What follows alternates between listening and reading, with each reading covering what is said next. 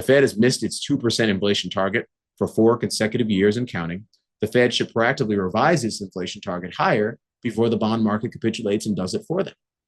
Let me say that again. The Fed should proactively revise its inflation target higher before the bond market capitulates and does it for them. At some point, the market's going to be like, hey, you've missed your inflation target for 4 consecutive years now.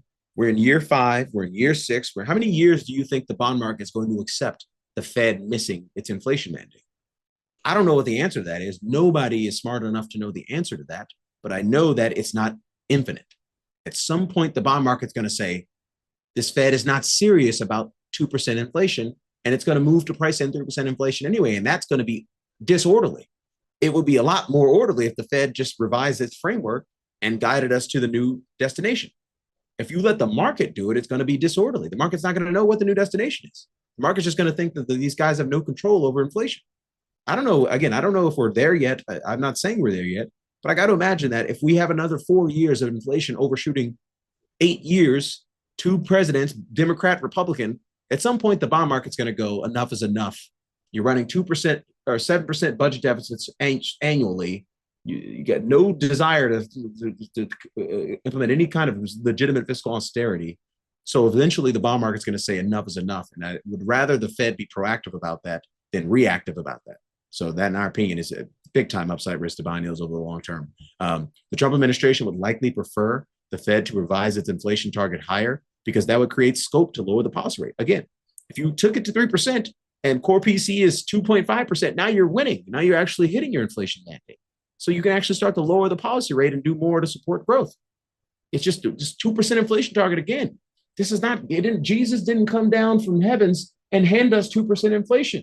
It came from some random central banker in New Zealand. New Zealand. Come on, New Zealand.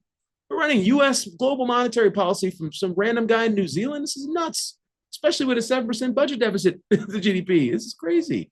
Anyway, so here's why the Trump administration will prefer the Fed, in my opinion, will prefer the Fed to revise down its inflation target.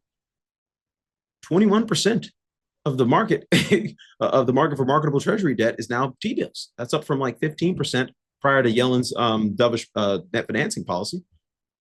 I mean, this is, if the Fed revises the inflation target higher, the Fed starts cutting rates, it's going to have a significant impact on net interest expense because a quarter or a fifth of the marketable treasury market are T-bills. They're going to roll over really quickly.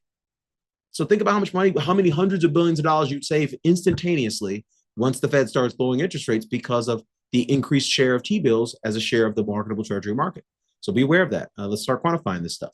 Uncle Sam needs to refinance and capitalize roughly $11 trillion of debt over the next year from today, and that will cost them an additional $81 billion of interest expense. So in our opinion, number 2, which is a positive revision of the Fed's inflation target, that, in my opinion, is that's the path least resistance. So investors, in our opinion, should expect the next Fed chair or Fed chair in waiting, and there'll probably be one named by the end of the year, to revise the 2% inflation target higher. Why?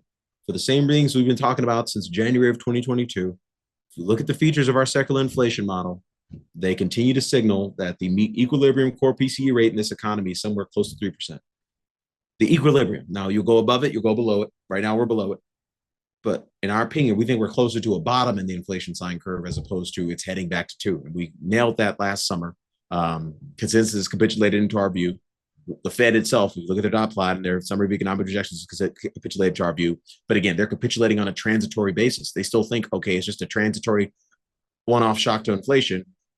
But again, it's not transitory. There's so much stuff happening that's different now that was not true when we had 2% and sub 2% inflation.